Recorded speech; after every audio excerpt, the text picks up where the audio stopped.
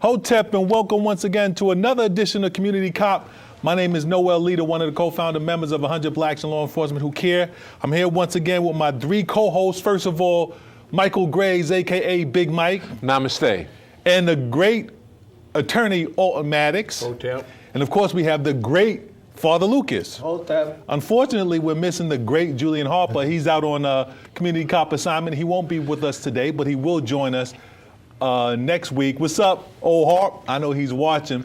But we'd like to welcome once again our viewing audience to another edition of Community Cop, where truth and real talk occurs, and remind those of you that you can catch the program over the internet or invite friends or family members to watch the program over the internet on ManhattanNeighborhoodNetwork.org. But right off the bat, we want to start, as we normally start, by recognizing some great events or great individuals in our history. Michael Gray is our historian, reminded us that today was the anniversary of the Million Man March. Today. One of the greatest events that I attended in my life. We also want to acknowledge Robert Williams, who's the author of Negroes with Guns. And there was also the recent passing of an individual who was falsely accused of murdering two women, who made his transition recently, Charles Whitmore. But Michael, we'll start with you. The Million Man March, any of these individuals or events that you want to comment on? I'll just say that the Million Man March in itself was a great event. It showed, that we can come together. Oftentimes, we've always been taught there's disunity and distrust in the ranks. Consequently, we can't come together. We came together with a good purpose in mind, and Minister Farrakhan called it into existence, and black men came from all over the country. There was probably in excess of 2 million at the height of the march, the gathering. It was actually a gathering. It was more than 2 million people present. It went on without incident. There was a lot of love and understanding and a lot of caring and concern in that gathering. So big ups to Minister Farrakhan for having such a great event. There were actually two events. One preceded that one at Spring Garden High School in D.C., and that had been sponsored by Dr. Khalid Muhammad, and that was the evening before.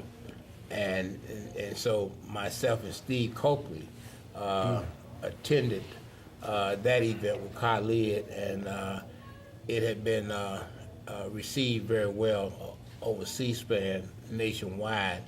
And then the next day, I did attend the Million Man March, and as everybody said, it should have been the 2 million man march, because it was a tremendous drawing on that particular occasion. I wish that somehow or another we had been required to report back periodically, and that may have had a real impact on what that day really meant. All right, so, Community Cop, on behalf of all of us, we like to commemorate those individuals in those time periods as some of the greatest individuals and events in our history. Yeah, just want to say with respect to Robert Williams, who I think is one of our greats that we should always remember. Robert Williams, I think he's from Monroe, North Carolina, commonly known for the most part for having wrote the classic book, Negroes with Guns. But I just want to point out that he lived a true life and dealt with life as it came, life as a contact sport.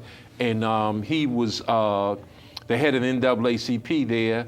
And when two young men were accused of kissing a young white girl and they were locked up, he jumped right into action to defend them.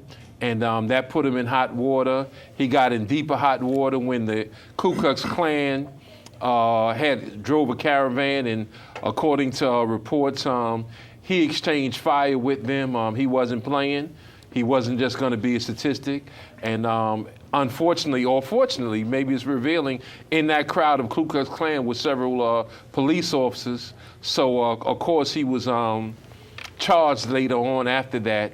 And he eventually fled the country in, I think, 1961 and went to Cuba and China to escape the hands of so-called justice because he wasn't going to allow the Ku Klux Klan to kill him that day. But he's a great man in any event. He should always be remembered because he championed the cause for justice in North Carolina. It was an example to all of us nationwide.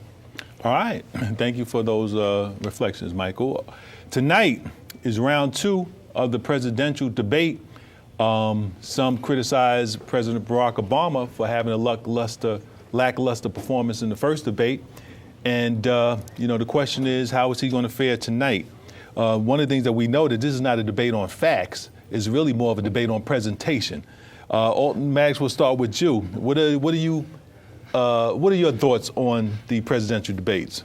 Well, one of the things about these presidential debates, after a period of history, it seems to indicate that the first round went as expected, in that, usually it's the challenger that has always won most of the time as far as the media is concerned.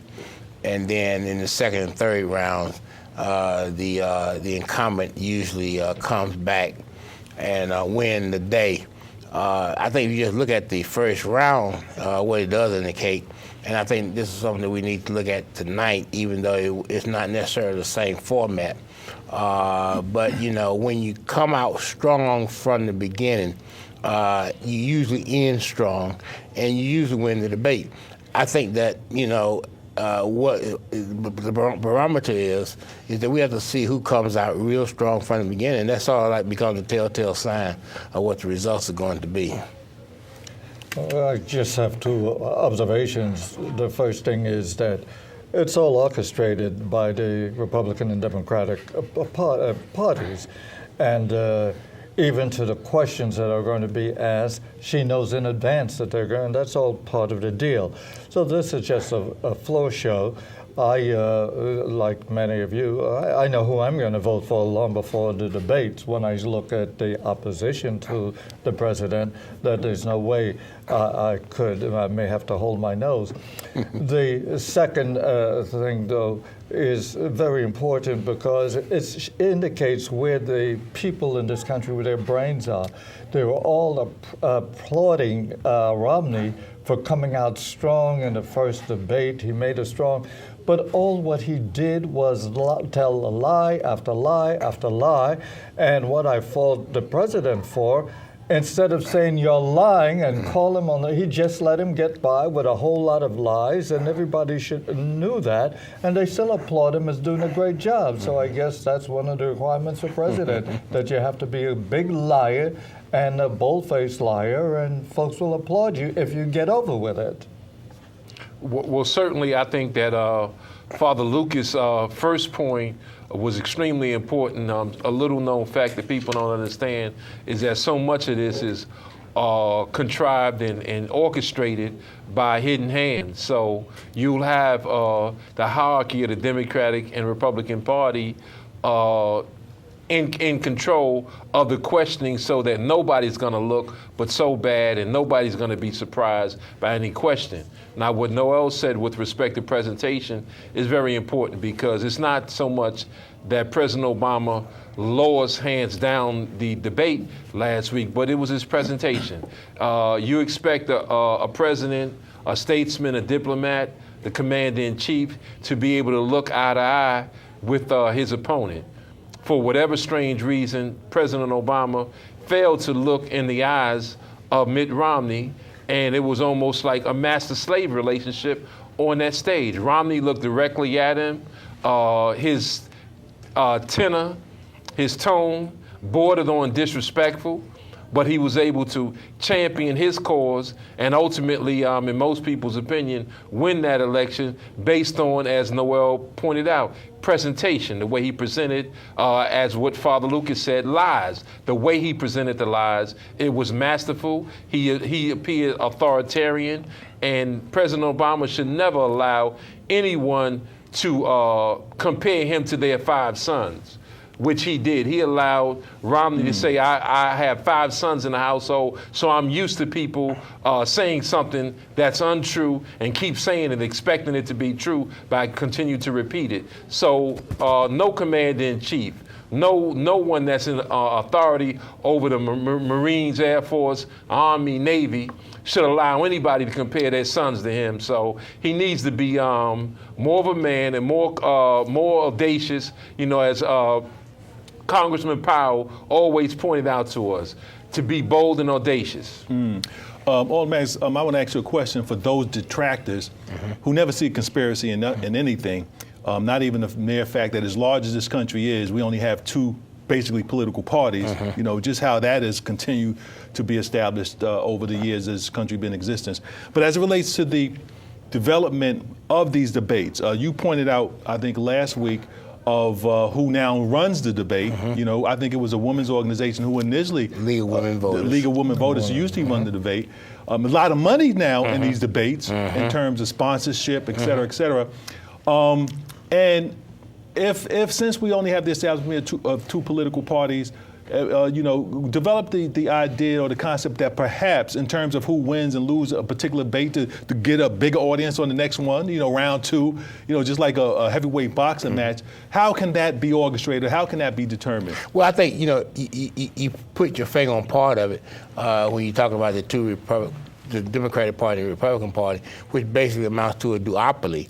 But I think the other aspect of it is, and there have been reports since this first debate, that a lot of these cable companies as well, which is part of the fourth estate, are actually make more money when they're tight races. So, as Father Lucas said, these dog and pony shows can become very profitable. And I think that's what we're looking at now. And obviously, you look at these different kinds of personalities who moderate these programs and all of that, which seems to suggest that they may have an impact also on the outcome of the debate. You had Jim Lear in the first one, now you have Candy Crawley in the second one, and people are complaining that she may take matters in her own hands and do her own thing. But I think it's all very much a profit motive. And I think that the candidates understand that, and the people around them understand that, and that is what makes these cliffhangers. This particular one may be such a cliffhanger that you end up being suspenseful until December. When the Electoral College actually comes in and really calls the real winner. And to validate your point, they said the vice presidential debate was one of the largest audience, that gathered one of the largest audience in the history of vice presidential debates. So, I know a lot of money was gained as a result of that.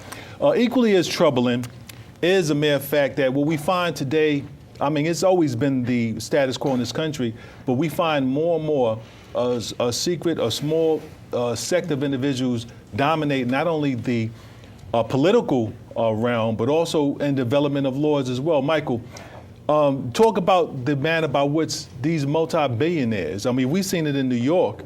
With our billionaire mayor.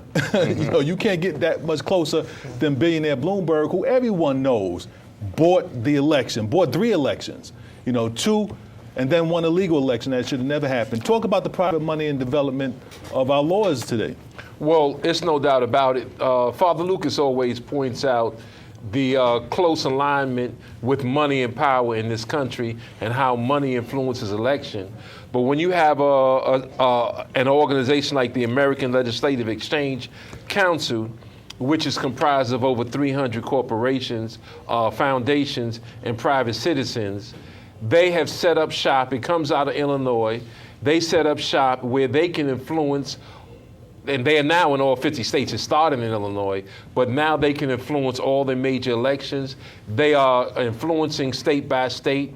All the legislatures, stand your ground and other laws comes out of that. Voter suppression comes out of that. They're writing the laws. They are aligned with strategic allied consulting by the guy Sproul. So they're writing all the laws. They're influencing all state legislatures in all 50 states. They're in a position to decide who's in office, who's not out of office, and more importantly than all of that, they're writing the laws that control all the major state houses, and it's aligned with people like Karl Rove and others, conservative think tanks. So what they ultimately would do, they're going to use their money, lobby in Washington, lobby state legislatures, and out of that will come laws like Stand Your Ground and other things which will influence not only elections, but will influence how police departments, how civilians conduct themselves. It's very interesting what Mike's talking about, because it didn't just begin and it won't end with Alex, because if we remember, for example, in regard to the health law, that was written by the insurance company. In regard to the energy, they were written by the energy companies. And this is blatant, and folks know this is going on, and yet still we pretend that, the lawmakers are making the laws. Yeah, there's no question about it that, and I think what's instructive for us is the fact that in our community, politics has become a 24/7 operation. You just simply cannot go to the polls twice a year and come home and do nothing else and then expect some positive results. This is a full-time job. And, people may be sitting home tonight, but, tomorrow night, they're going to have to get out and do something, because the only way we can keep up, only way the politics, mean anything, is for us to really be in the game. And to be in the game means you got to be working full-time at it. And, and what gets interesting to me now, that you have black activists out there now who will say, well, brother, Fannie Lou Hamer died for us and others died for us to have the right to vote. Yeah, well, they did more than just die for us to have the right to vote. Now they did more because we got to actually be on top of it every minute of the day. I mean, when somebody just tells you that you need to go to the polls, and that's the only time you hear them, and then the rest of the year you don't hear them at all, then you talk about plantation politics, because there's no way in the world that your vote can mean the same thing as others. And the final point is, and I think Mike and Father Lucas pointed this out, when you start looking at the money behind the ballot, what you also find is a devaluation of the ballot in the same way that you devalue dollars. So, if you got one vote out of the Jewish community and you got another vote out of the black community, well, that vote out of the Jewish community means a lot more. All right, because the ballot in our community gets devalued because we're practicing plantation politics while these people at it 24/7. And we got to take that in consideration and not be naive to think that we can sit back and wait till November the 6th and we're going to be even Steven with everybody else in this country. We are not. Well, when you consider that over 2,000 elected officials in this country belong to ALEC, this conservative think tank, the conservative organization, private and publicly based. When you consider 85 Congress people are in ALEC, when you consider that 14 governors are in ALEC, and that 2,000 is 1/3 of all elected officials are in this organization. That means they are financed by big corporations, and that we think that these people come to Congress and they're really thinking about law and they're really thinking about bettering society. However, they are being financed and they are being told what to do by these corporations. So when Father Lucas always points out the relationship between money and corporations, he's absolutely correct. You know, one of the coups that they also do is when you put a black face to advance and support white supremacy, you have the added advantage that many blacks will not hold that black face accountable and will defend even when that black face is doing wrong. And then some so-called white liberals, the same thing. So you have a support and advancement of white supremacy and less accountability because folks are afraid to speak out if it's a blackface. Father, let me follow up. When you have the Supreme Court who not too long ago made a decision that these corporations are now be considered individuals in terms of their donation or their financing of campaigns. I mean, that should have outraged the American public. Well, Go ahead. well, it has to a large degree, but they're getting nowhere with it. The only thing, if Congress could be pushed to make a law to that effect. But what the Supreme Court practically said was money is speech, and they could have all the speech that they want. That is, Wow. in terms of their money. And you see, and that's really drives the point that I was trying to make even better, because with this decision by the Supreme Court, you actually devalue the dollar to the extent that the corporate dollar is more important than the private dollar. You know, and so, you know, you have that. The other thing I think that we have to do when we go to the polls and start in November the 6th, we have to decide, especially like, for example, in New York City, that all blacks, before we choose a candidate for any office, we got to first send a message to the political establishment. You know, and I don't think we think in those terms. We just think about how do we use the ballot to put my friend John in or my friend Mary in without deciding what is the overall message that we want to send with this ballot, you know, in the way that other people actually send a message, you know, with that ballot, and they get it. You know, you realize that, hey, if you violate that message, you know, you're going nowhere. I don't care what all these other candidates mean. I mean, if you say we're not going to support Israel, it doesn't make any difference about what candidate that you vote for, because you violate the message, all right? Just like, for example, with Latino, if you say, well, hey, all of them better stay home, and we're gonna put the Marines at the borders. You know, well, you know, you can forget about that vote, but because you know you're saying, hey, I don't give a hoot about your message. And what we got to realize as a people, black people got to send a message. Somehow or another, when people go to the polls on November 6th, they got to say, hey, man, if you do wrong, you know, this is going to violate the message that black folks are sending. If you don't know what that message is, there's no need of us going to vote. And that's why our vote doesn't become as important as others, because we are sending no political message before we deal with political candidates.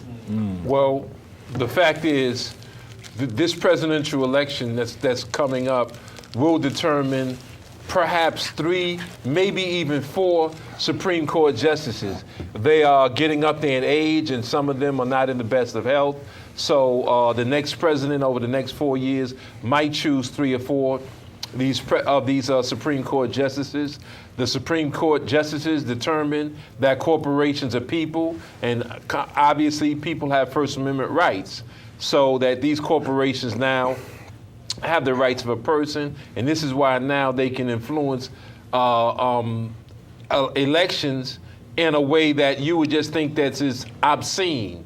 The way they can pour in money now and determine who gets on the ballot, who gets in, and the way they can promote that person is literally, it should be unconstitutional the way it's actually being done. And in our particular case, we are not going to have the right of representation if things continue this way. Black talk radio is literally a thing of the past. There are no access to the public airwaves on television to really for a black agenda. And if you look, and if you think the Democratic Party has a black agenda, look at the Democratic platform and see, is there anything in that platform that relates to us? And I'm not talking about the credit cards. I'm not talking about bank lending with respect to students and all those other things, because those things are Medicaid, Medicare, the Medical Act, the Safety, the Medical Care Act, all of those things, yes, there will come some dividends for black folks, but there's no such thing as a black agenda, any platform plank on the Democratic Party, and it's not on the Republican Party. And the unfortunate thing is we don't have black conventions where we can decide what a real black agenda is. It's very interesting with the Supreme Court decision.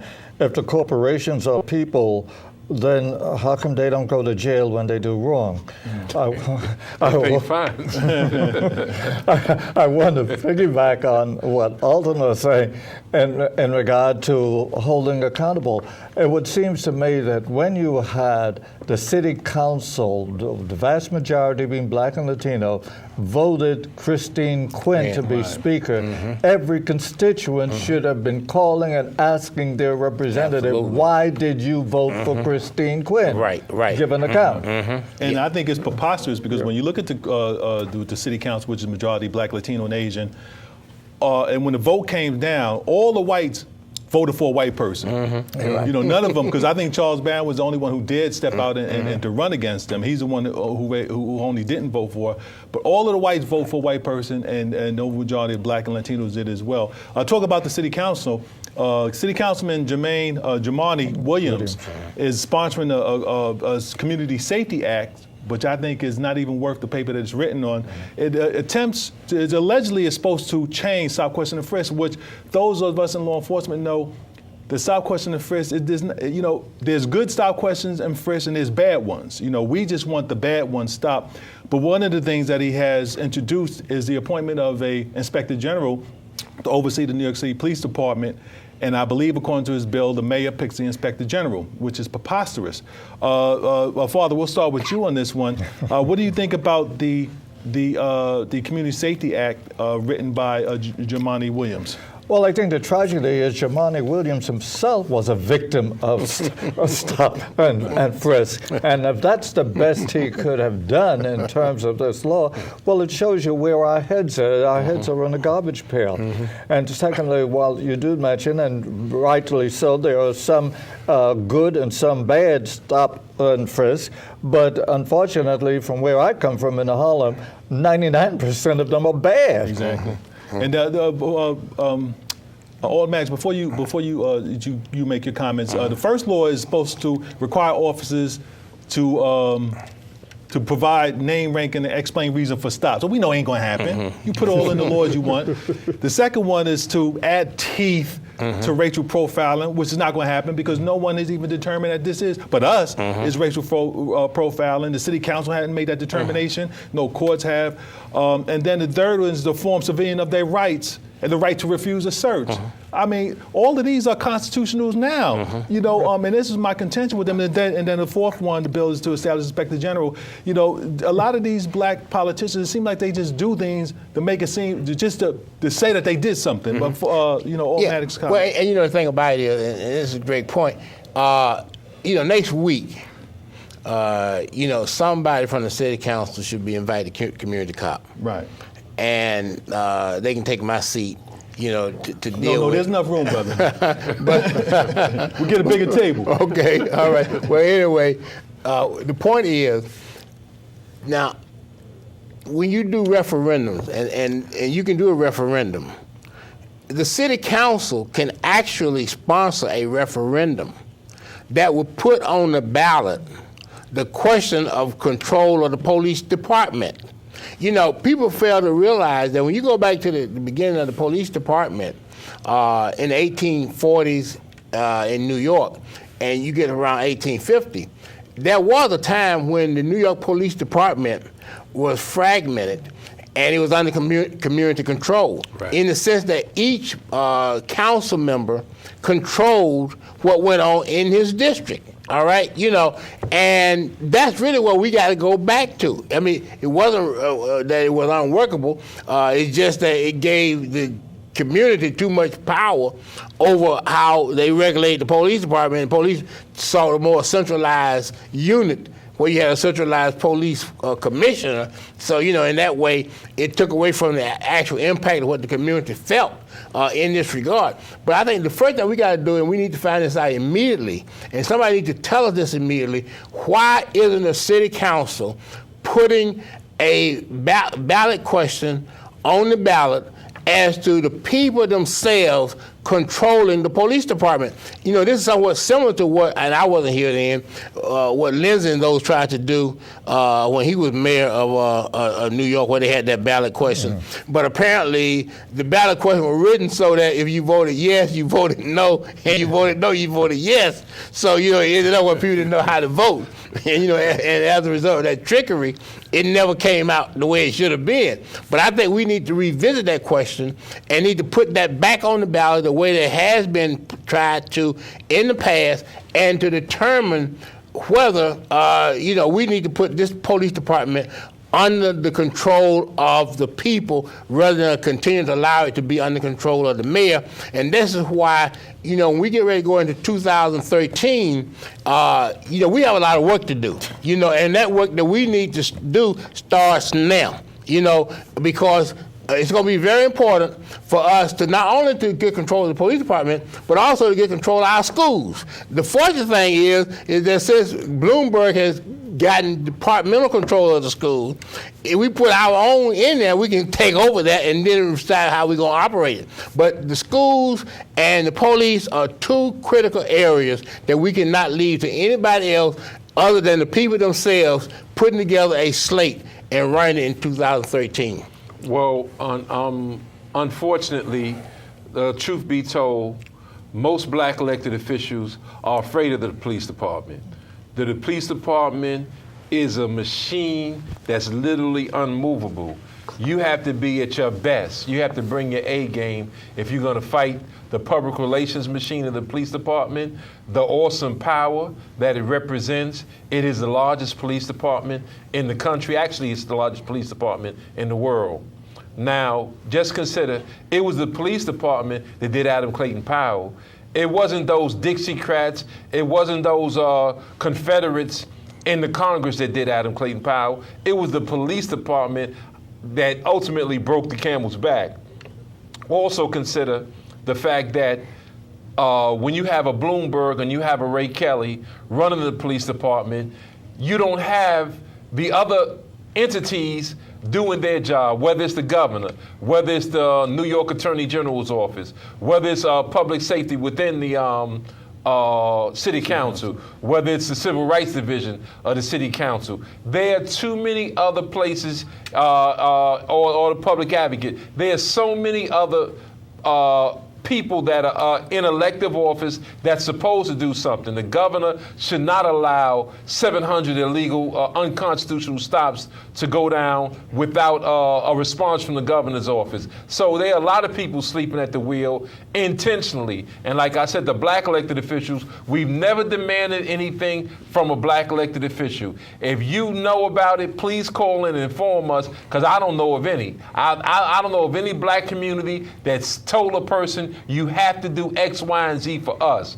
We've never demanded that. This is why Jumaane Williams can play theater and give you some things like a police officer has to inform you of your rights and this. Yeah, we waiting for the police officer to introduce us to his sister, to go out with his sister or something like that. All this silly nonsense. He should be ashamed of himself to even present something like that. If there was going to be an inspector general, that inspector general would be Ray Kelly's best friend, or he won't have the job. So stop this silliness, thinking you're doing something for black folks when you ain't doing nothing.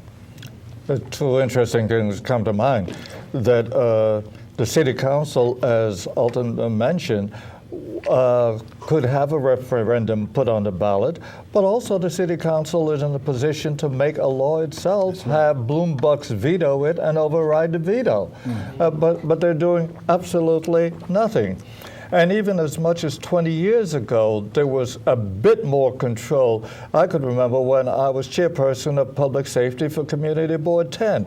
I could call the chiefs of the 28th Precinct, the 32nd Precinct, PSA 5 and 4, because they were separate at that time before Adolf Hitler Giuliani came, the transit police.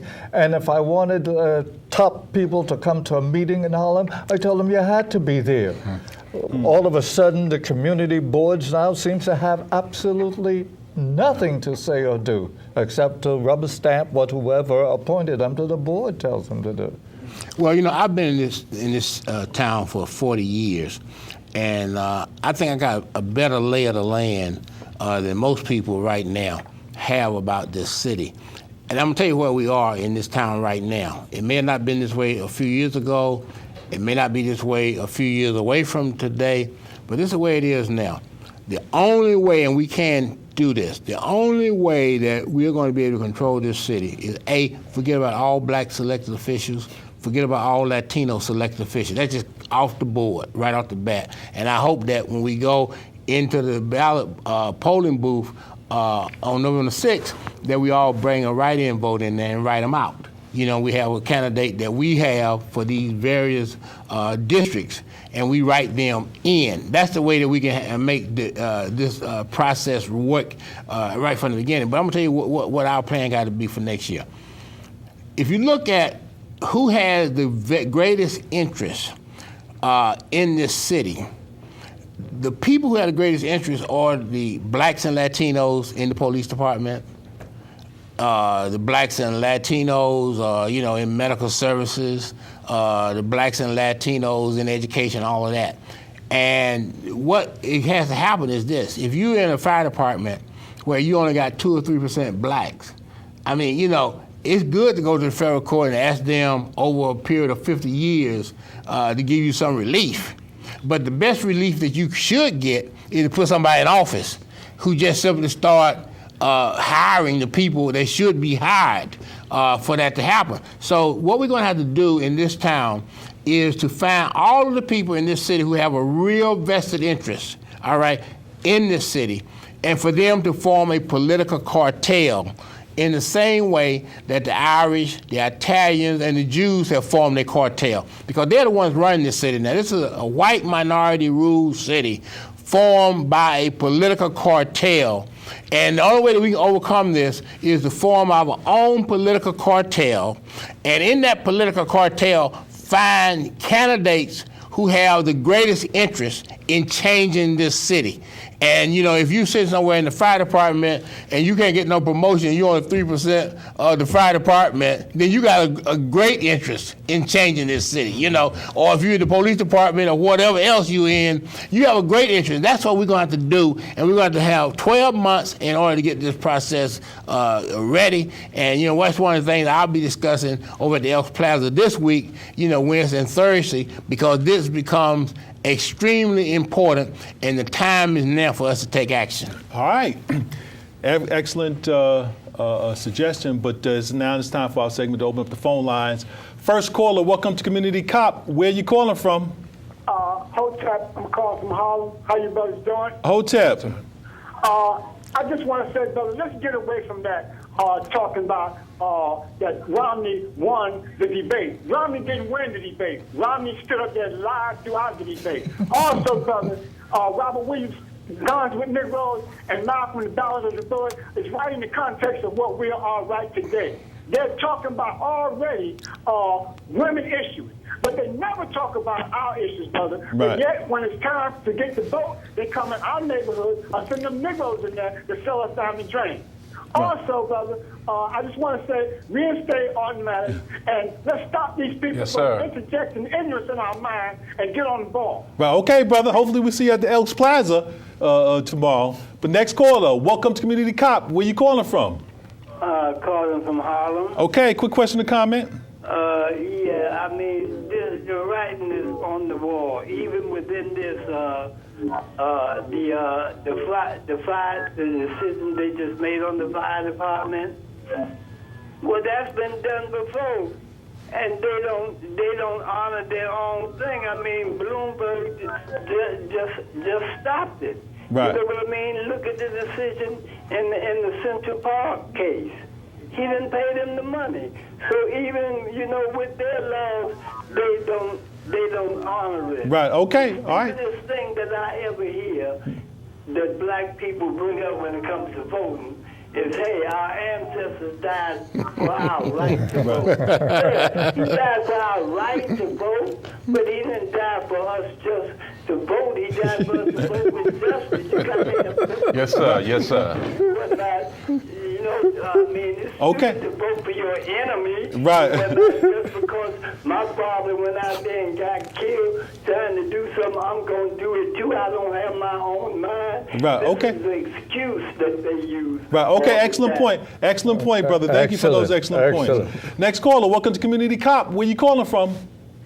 Greetings, Harlem. Hotep. Peace and much respect to you all. I'd like to ask quickly, first off, what are your thoughts on black cops, black correction officers who are abusive and literally abusive to the point of damaging our kids beyond belief? Right. And I'm talking about physically. And the other thing is, why are we always the scapegoat in politics?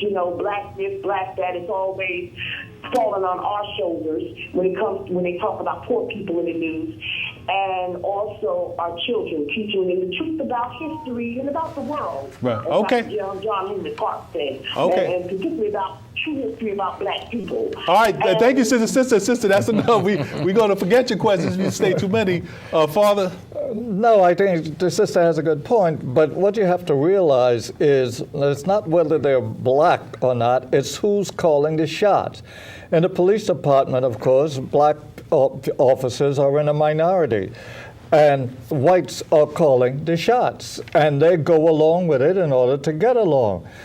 In the correction department, it shows you how this thing is taken to the vast extreme. The vast majority of the inmates are people of color. The vast majority of the staff, uniform and civilian, are people of color. And yet still, it is white folks in the top 8 positions who call the shots. So that is a plantation to the hilt.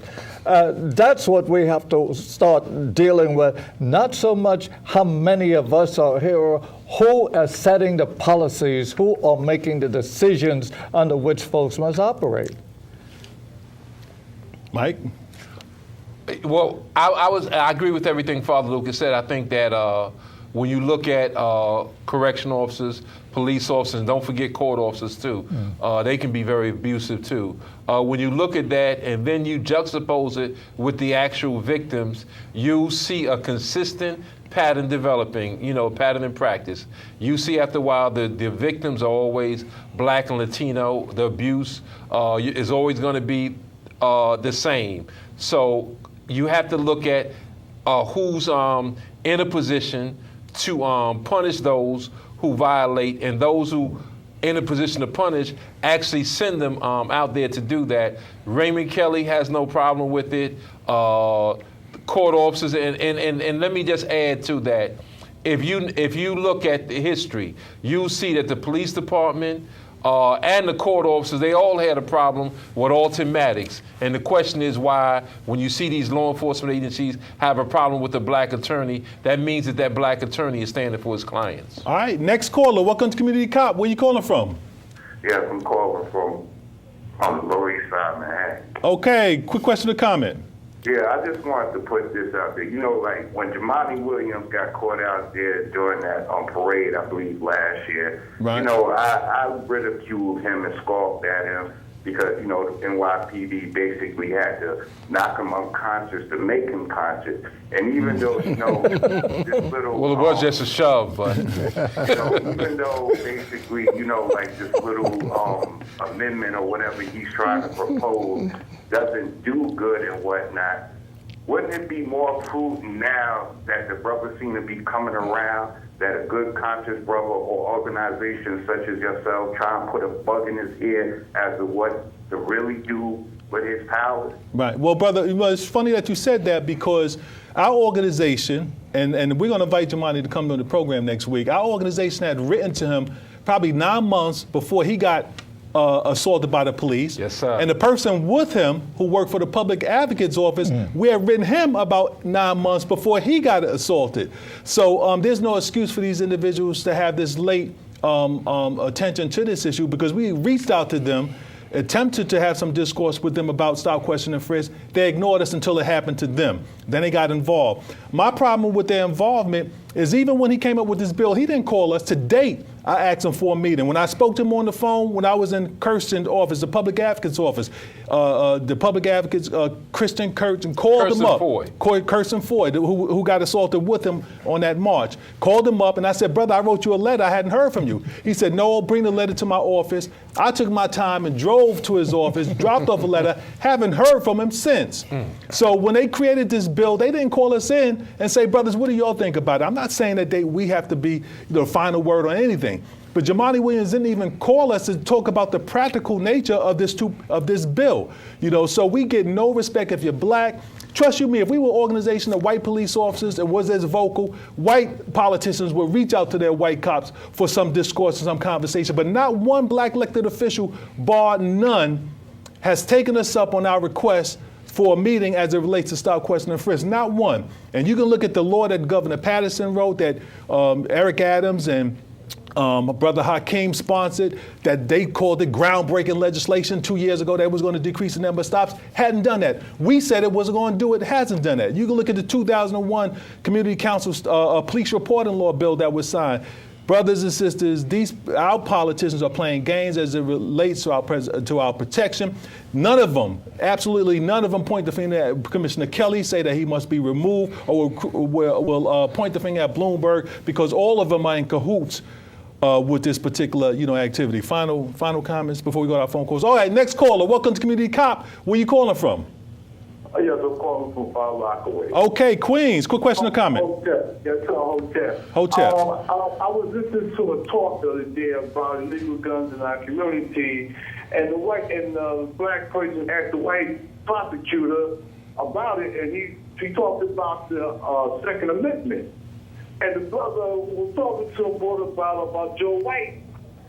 John White. John White. Mm-hmm. Joe White, and that. So the prosecutor said he should have done something else, not the white thrust that was blessing his house.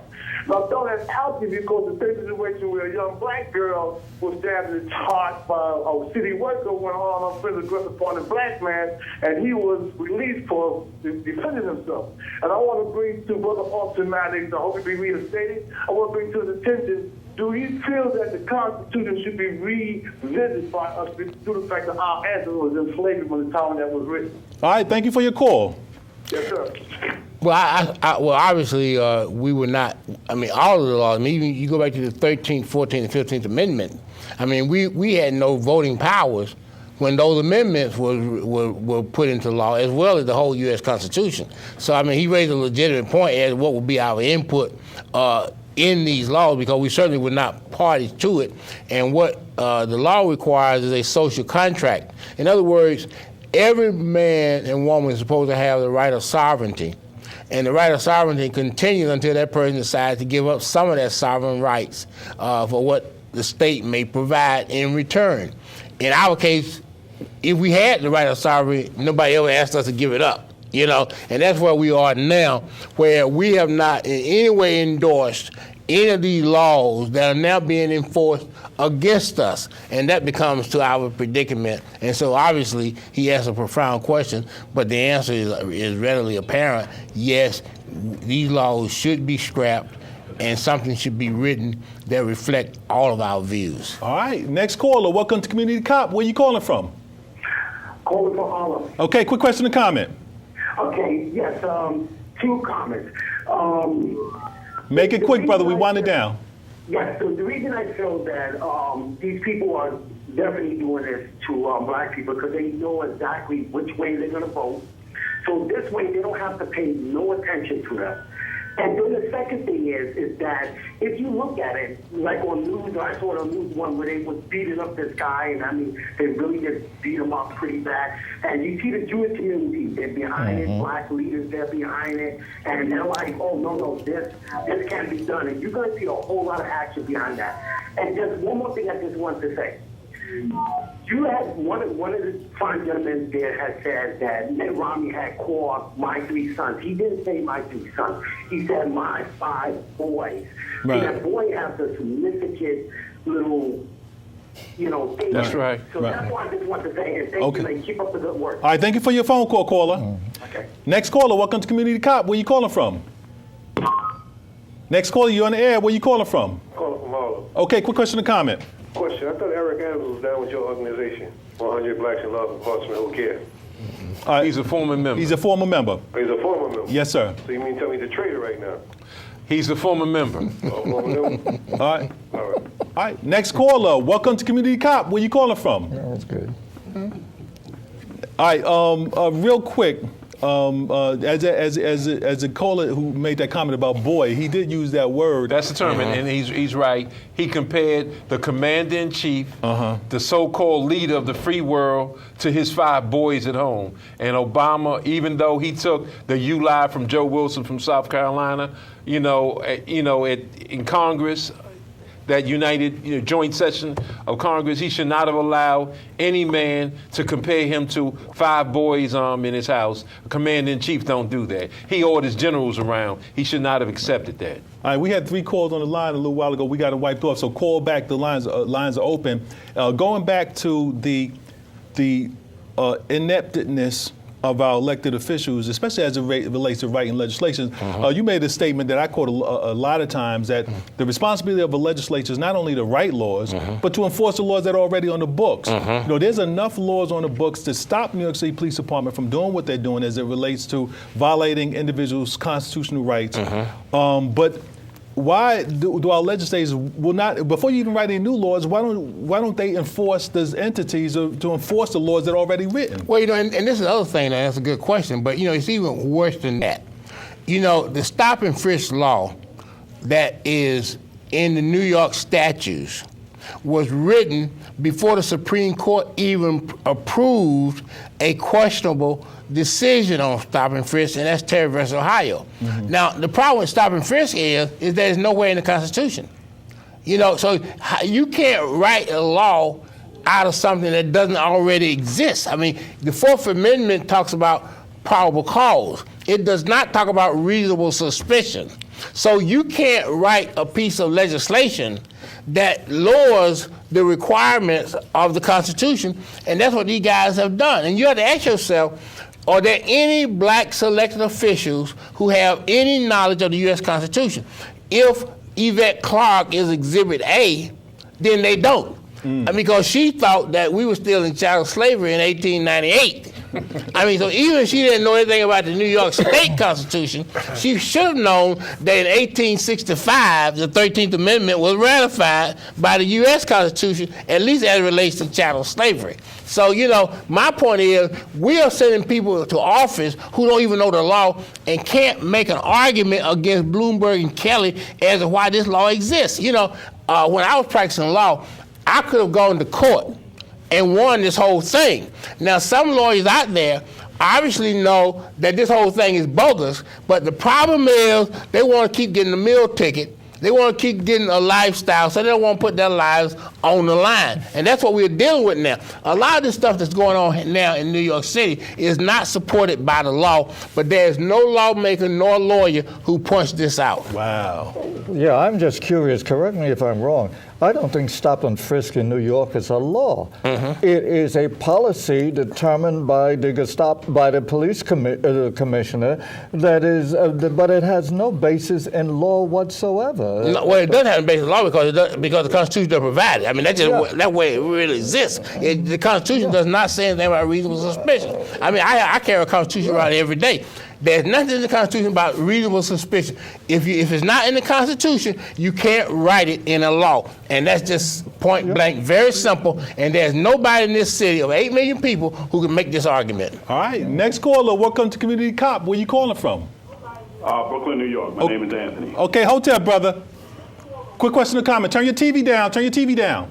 All right. All right, go ahead, brother. How you doing, gentlemen? My name is... Quick question or comment, brother.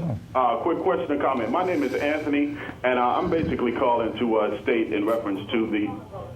All right, I'm going to comment. Stop and frisk the gentleman is correct. It's not a law, and it's used as a tactic in which to basically incarcerate black men. And what I've seen stop and frisk be a vehicle for is to continually put brothers upstate in which to populate those areas and create an income stream for those areas upstate. All right, the criminal industrial complex, and there's no argument here I was on Wendy Williams' program on Sunday, and she had an author who was supposed to be an expert stated that black people commit more crimes, and I think that's preposterous. But this racist society has convinced not only white folks, but black folks as well, that we do commit more crimes. When all records, especially as it relates to drugs and crime in general, I asked everyone in the studio when we were off the air, I said, which one of us have never committed a crime, never stole anything? Never. Some of us, who never used drugs, who never committed any, whether it's a vehicle, traffic law. A lot of people commit crime, but only a group of people get arrested, get convicted, and get incarcerated. Bloomberg made a rule, a policy that black folks can't even walk in more than 4. That's right. Is it more than 4? 4 or more? Right. It's either 4 or more or 5 or more. Did you hear any comeback from any black elected officials? Well, now that goes back to slavery. And let me tell you this. There's a new thing about the Central Park 5 out now. Right. And that movie will be shown in November. And I remember as one of the attorneys in the Central Park 5 case asking the cop who arrested these boys what was the basis for the arrest in the first place. Well, you weren't in the park. You say you are over there on Central Park West. You did not see them act in a hurried manner or something like that. Why? And he said, because it was 10 or more of them together, and that is unlawful assembly, and that's why this case was prosecuted. 10 seconds.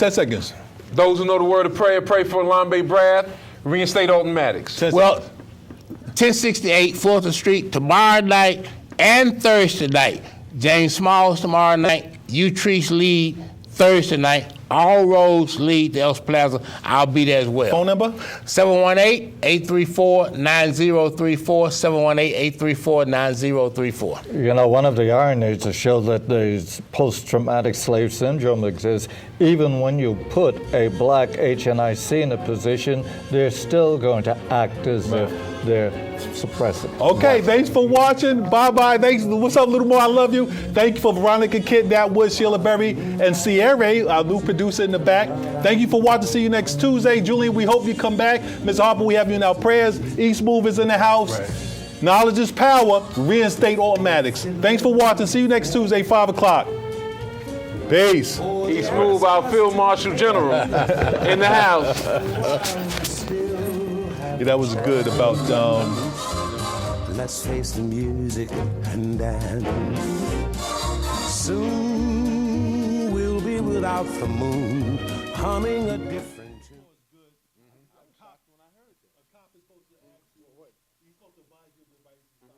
And as soon as you say about the right to get your head knocked off. Who said that? When is that starting to work?